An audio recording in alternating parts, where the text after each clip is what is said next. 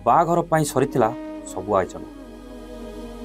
घर अगणार बंधा सरीथिला बेदी खुंट आ बंधुबांधव को दिया सरीथिला निमंत्रण पत्र।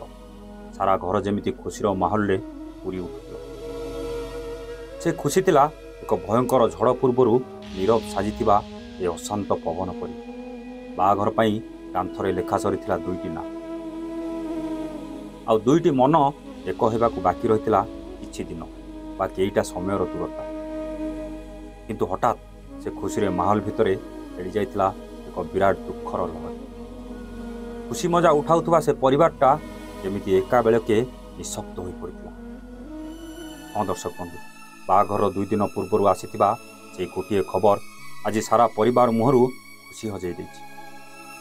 केमिति बा किए सहिब एते बड़ दुख आ किए बा सही पारिबो से जंत्रणार दुख जहा पाई ए खुशीर माहौल चलीथिला आ जी बाजाबाण रोषणी धरी बर बेश साजी बाहा हेबाकु जीव बोली प्रस्तुत होइतिला आज आउ से पुओ ए दुनिया रे नाही।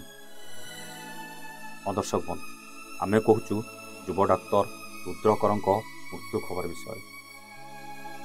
आजिर दिन तांको बाघर पाई घरे सब प्रस्तुति सरीथिला, हेले से दिन राति हठात से समस्त को एमिति पर करि देई चली जिवे एक कथा किए बा चिंता करथिले।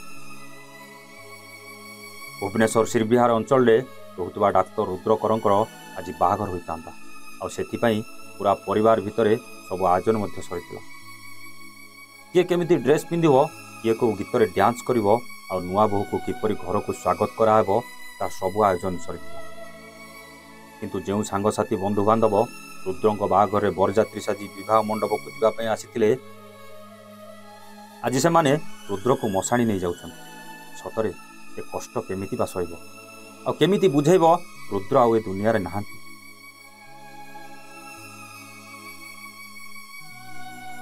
सूचना अनुसार 2 दिन पूर्व रुद्र घर बाहर बसिथिया बेले हठात पाख दुकान को किछि जिनिस किनिया पई रोड क्रॉस करी रास्ता रे से पाख को जाउथिले।